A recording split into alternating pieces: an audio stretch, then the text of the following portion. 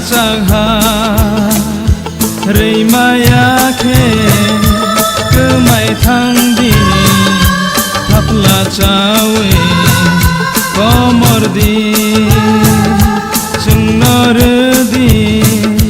sini manthai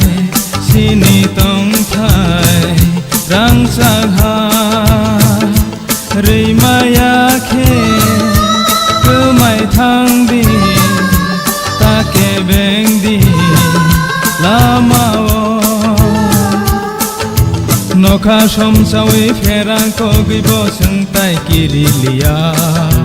lama himtini busu habibo lamtai korolia kubui kothoma soi kelangna khakelamni theibai जोंनो रदि सिनि मानथाय सिनि तंथाय रांसाहा रैमायाखे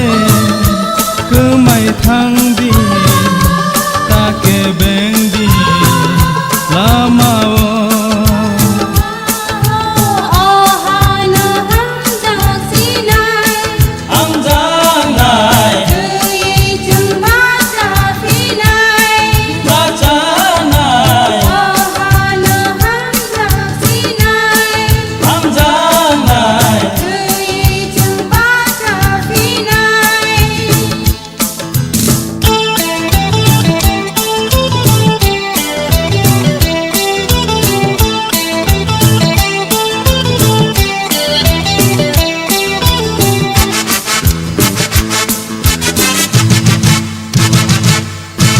Sebaik kelangnai jenjal kai jono